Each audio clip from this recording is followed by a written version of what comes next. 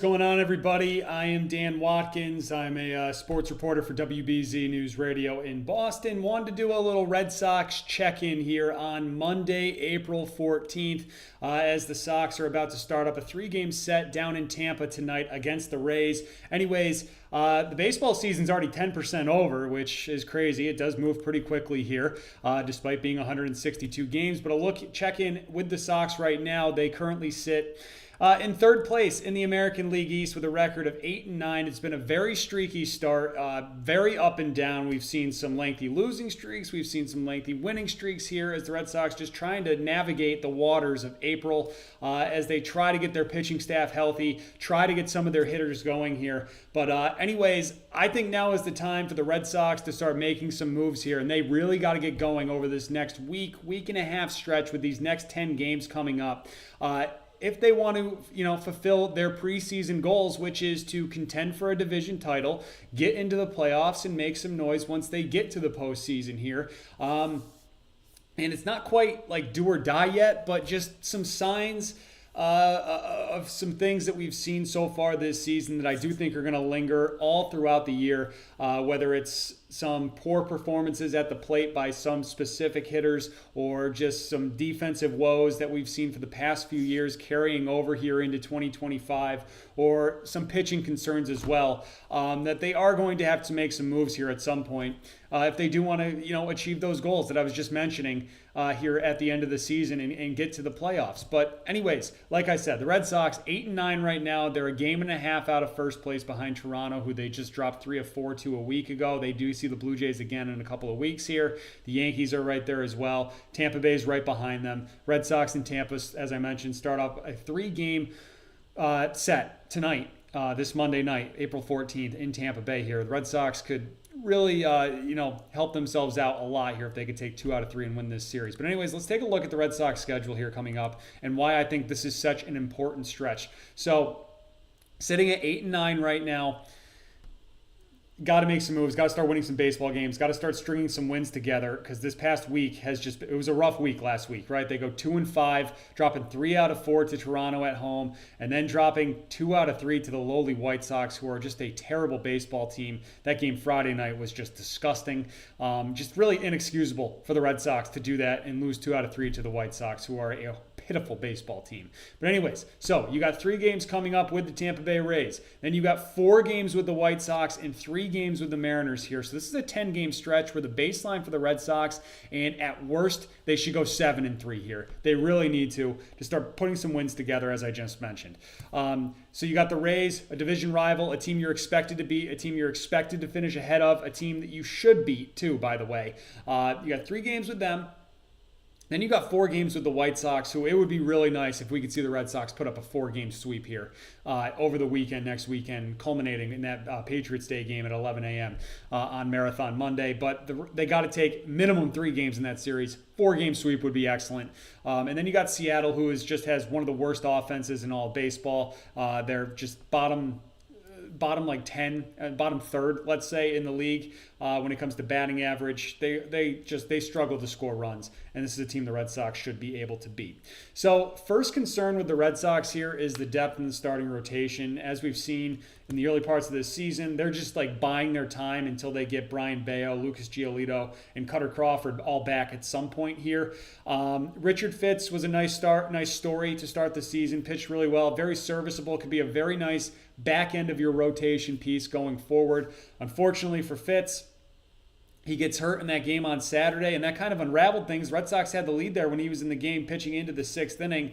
He's grabbing underneath his shoulder. Red Sox say he's got a shoulder strain, shoulder injury, sore shoulder, whatever you want to call it. He's on the IL now, so that's just going to bring up another one of these AAA kind of starters, or it's going to be a spot start, whether it's Cooper Criswell or Joel Winkowski, as they still bide their time to get Bayo, Giolito, and eventually Cutter Crawford back. So they need these guys to get up to speed, and they need them quickly here, because the more times that Sean Newcomb goes out and takes the ball, the worse it's going to get for the Red Sox. Newcomb is not a major league pitcher at this point in his career. He should be in the minors.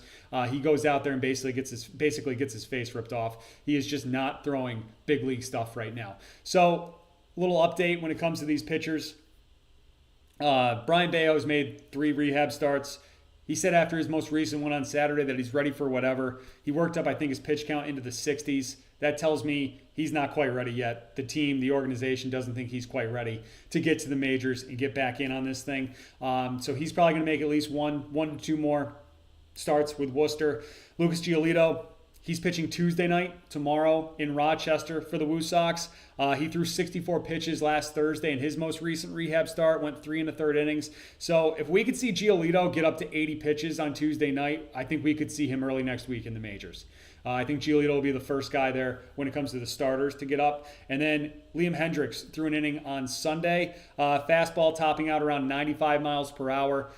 Probably two to three more quick appearances for Hendriks here. I would expect to see him probably mid to late next week out of that bullpen, something that the Red Sox do need, as the bullpen has been subpar so far. Let's put it that way right now.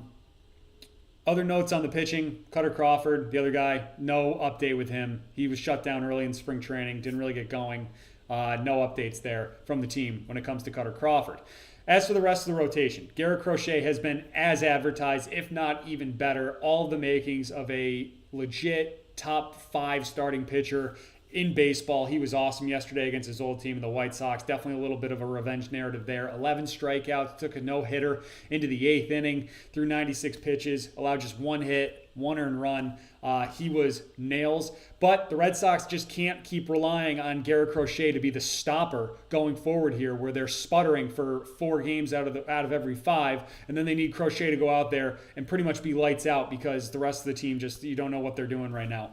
And the pitching's just been struggling so much. So Crochet's been awesome, but they need more help. And that also starts with Tanner Houck, who's on the mound tonight for the Sox, and Walker Buehler, who will be on the mound tomorrow night against Tampa Bay, as you can see there, how they're lining up this rotation. ESPN still has Fitz here in the rotation. Obviously, that will be someone else with him now on the injured list. But Houck and Buehler pitched really well last week against the Blue Jays. Now, is that a sign that they've kind of figured some things out and things are going to start moving in the right direction for them? Or was it just that it was bitter cold in Boston last week, 35 degrees first pitch in that game that Houck threw, and then it was right around 40 when Buehler pitched. So is that just, that these guys figured things out, or is it the cold? Something that we heard the Red Sox bitch and complain about last week, trying to move the games up into the afternoon.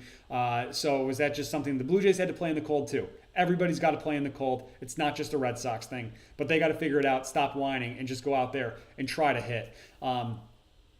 Where Walker Buehler and Tanner Houck, hopefully they can build on those starts this week. And if they have good outings, good strong outings against Tampa, then I think that's definitely a positive sign that things are moving in the right direction for those two, something that the Red Sox desperately need, because like I mentioned, you just can't keep having that where Crochet needs to go out there and be the stopper every 5 days. Okay, so the Red Sox bullpen right now, let's look at this. Is the bullpen stats here across Major League Baseball. So this is the team ERAs in the American League. Let's sort that column right there. The Red Sox right now have the 5th worst bullpen ERA in the American League right now. A lot of that is due to guys like Cooper Criswell, who's gotten lit up. Zach Kelly has not pitched all that well. Whitlock's had some up and down outings. Chapman's been pretty good. Bernardino's been pretty good. Weisert's been okay. But there's just, the Red Sox are going to have to add another piece, I think, on top of Liam Hendriks here going forward to bolster that bullpen. They will definitely be in the market for bullpen help come the trade deadline, as just about every single other contender will be as well. So the Red Sox bullpen rankings right now when it comes to the American League, right? We got 15 teams in the American League. They rank 11th in ERA, 12th in earned runs allowed, and 12th in hits allowed. There are two big glaring weaknesses with this team right now. It's their bullpen and their defense. We'll get to the defense in a minute, but the Red Sox are going to have to add some pieces to this bullpen sooner than later, and Liam Hendriks is not going to be enough. They need more than just him. Whether they try to put Cutter Crawford back there, I think that would be an interesting move, but that also depends on the health of the rest of their rotation and everybody staying healthy, especially guys like Giolito and Bayo, who aren't even in the majors yet. So Red Sox pitching, specifically in Whitlock, you need those guys to start pitching like 2 and 3 starters and guys who can be towards the front end of your rotation. Not guys that you're just rolling the dice with every single week. So pitching is a little bit of an issue right now when it comes to the Red Sox. Now, when it comes to the hitting, Big issue with the Red Sox lineup right now is the strikeout. So this is the list of the team strikeout leaders right now across Major League Baseball. As we see, the Rockies strike out the most per game right now with over 10 times per game. And then you got Detroit right there at 9.87, the Braves at 9.73, and there are the Red Sox right there, fourth worst in the majors at 9.71 times per game, nearly 10 strikeouts per game with the Red Sox. It is becoming like an epidemic with this team right now that they are striking out. Now, is it because of their philosophy? We know the Red Sox have pretty much gone fully in on this driveline technology and the driveline method and all that, where they're trying to get the ball in the air all the time. And I think that just goes a little bit against what their manager believes. We've heard Alex Cora so many times throughout the years talk about how they got to get the ball in play. Good things happen when the ball is put in play. We saw it last Thursday with that walk-off against the Blue Jays with Trevor Story just hitting a ground ball, slow ground ball to second base. Clement was unable to field it and handle it. And the Red Sox end up walking off and winning that game, snapping their 3-game losing streak, and avoid getting swept by the Blue Jays. So good things happen when they put the ball in play, but that's something that they're not doing a ton right now, especially when it comes with runners in scoring position. So let's go to the Red Sox baseball reference page here. So this is the Sox team batting splits for this season. So let me just get that out of your way. Let's find with runners in scoring position. Okay. The Red Sox have had 179 at-bats with runners on second or third base this season. They have struck out 55 times. That is over a 30% strikeout rate right now with runners in scoring position. Way too high. 30.7% when it comes to strikeouts with runners in scoring position, to be exact. The Red Sox just need to focus on getting the ball in play. They got to stop trying to launch it in the air. Just get the ball in play. It's the old expression in baseball, right? Hit it where they ain't. They got to start doing that and just get the ball into the gap, and good things are going to happen. Stop blaming the cold. You just got to go out and do it. You got a few games in Tampa this week where the weather's going to be in the 70s, maybe even touching 80 on some of these nights, at least with first pitch anyway. But the cold should not be a concern. Then when they come back to Boston here as well, I think they're playing like all day games except for Friday night. And the weather is going to be in the 60s here in Boston too. So the Red Sox got to start hitting with runners in scoring position, and then they can start stringing some wins together here. When it comes to the lineup and the individuals, Rafael Devers is the next guy I want to bring up here. So is this Rafi? Yeah, this is Rafi's splits for this season, right? He starts off 0 for 21, like historically cold, striking out like crazy. Good news for Devers, he has cut down on those strikeouts a little bit, just 25 right now. He had like 16 in the first week, so over the last like 2 weeks, he's only got 9, which is pretty good. He's walking a ton. His plate vision, plate discipline rather, is pretty good right now. The power's not quite there yet, which is a little bit of a concern. We know those shoulders were bothering him going into spring training. That's why he had to get shut down for a while. Part of the reason why I think he started so slow. But now it's becoming this bit of an issue. And I don't know if you can see this right now. I want to try to move this. See if we can move this here. Nope, not that one. Let's move this. Okay. So this is Devers, his splits at the moment. Let's move that right there. So this is my first time doing a full-on like directing by myself here and producing and all this. So let me just move that up. Okay, very good. So let's look at Rafael Devers here. At home, at Fenway, Rafi is hitting .444.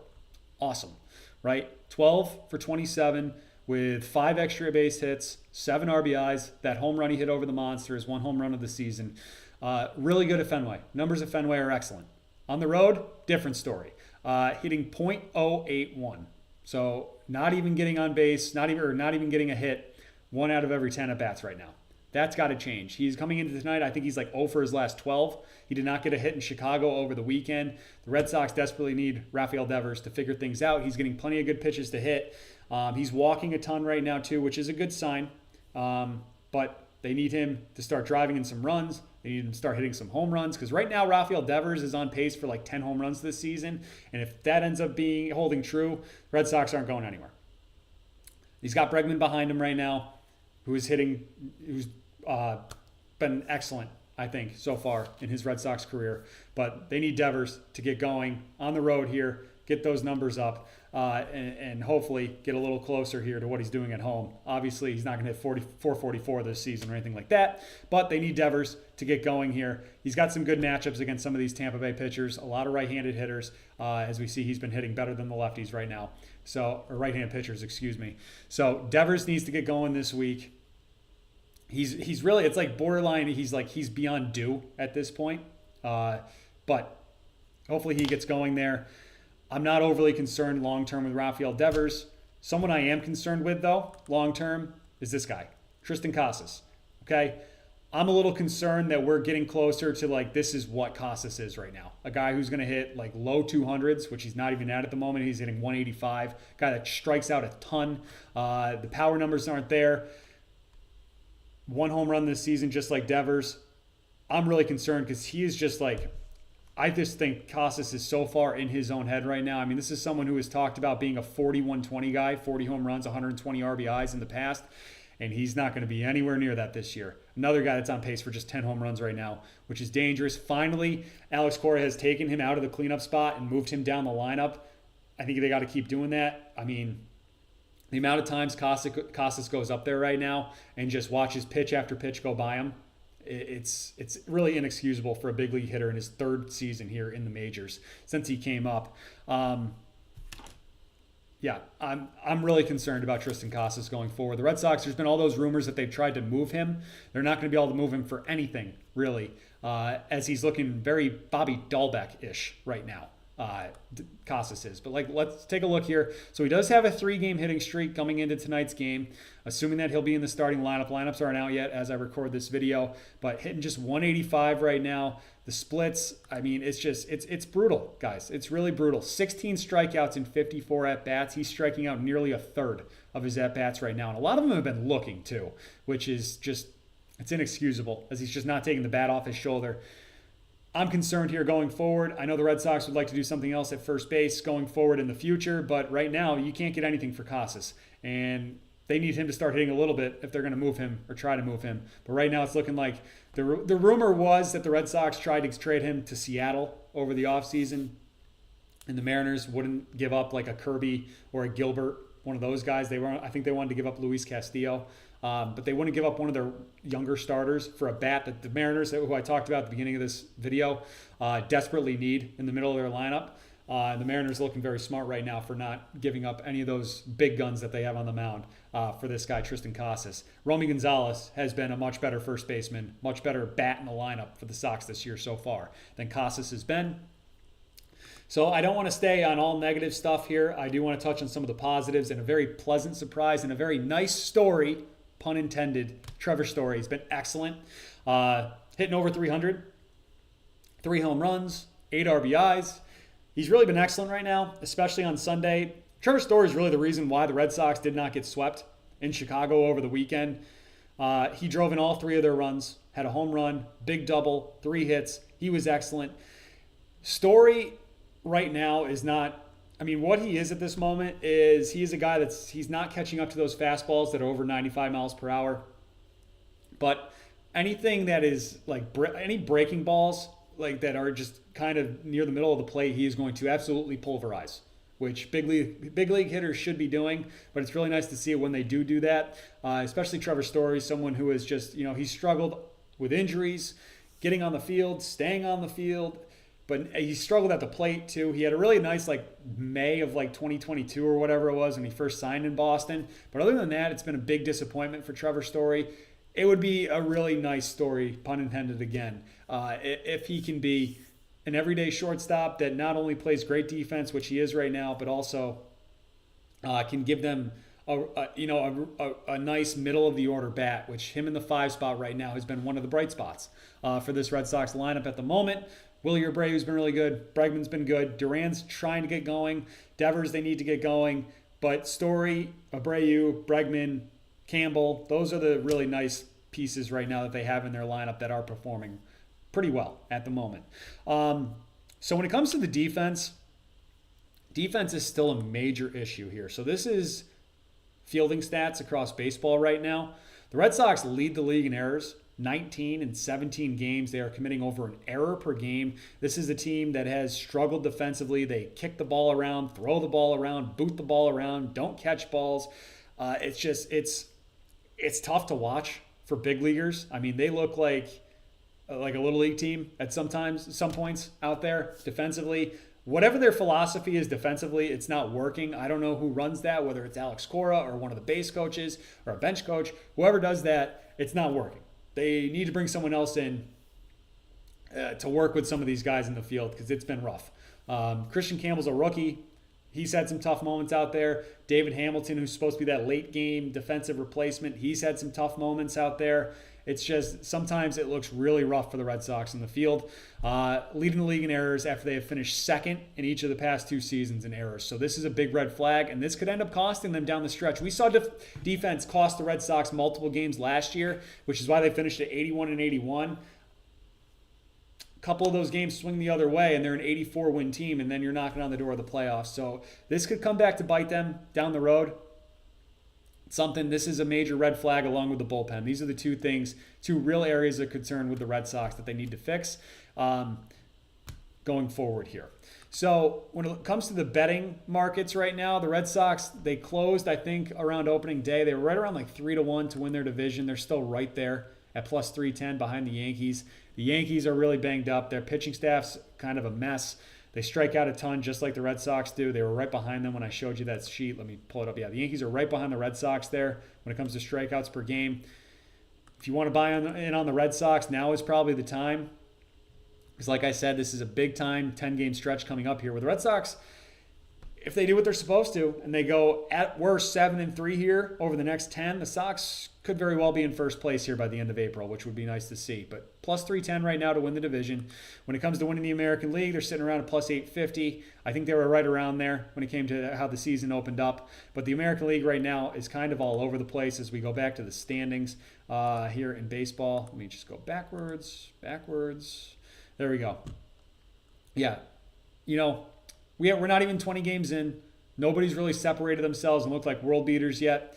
Toronto's at the top of the AL East. Detroit's at the top of the Central. The Angels are at the top of the AL West. So teams are just kind of treading water here in the AL. And the AL is going to be up for grabs. And we'll see who gets hot here towards the end of the year that can actually run away with this thing. But at the moment, good time, I think, to buy in on the Red Sox if you do think this team can make some moves and get going here. Okay, so I've been doing a Red Sox play of the day for every game so far this season. Right now, we are 8-9, just like the Sox, down like half of a unit or something like that. My play for tonight, and I'm going to make a separate video on my TikTok page at Dan Watkins Radio. We'll go a little more in depth here. I'm going to go Alex Bregman over 1.5 total bases, plus 120 on Caesars, DraftKings. I think you can even find a 125 right now on MGM, but I already played it at 120. I love the matchup for Bregman tonight. I'll explain in that other video. But like I said, love Bregman tonight. The Red Sox are slight dogs on the road here as they take on Shane Baz and the Rays at Steinbrenner Field. Game's outdoors, going to look a little weird. The Trop's still closed after the hurricane damage and devastation on the Gulf Coast of Florida last fall. So Red Sox, Rays, I like Bregman to go over 1.5 total bases tonight at plus 120. Like I mentioned, I will make a separate video on my TikTok page explaining a little more in depth about that play. So thank you very much for watching. If you could do me a favor and hit that subscribe button if you like this content. Still trying to figure out what I want to do with this page, whether I want to make it more gambling focused, more just general sports talk focused. But thank you very much for watching. I'll be back later this week. Maybe we'll do a little NFL draft betting preview as the draft's coming up pretty quick here. But that's my take on the Red Sox right now, and that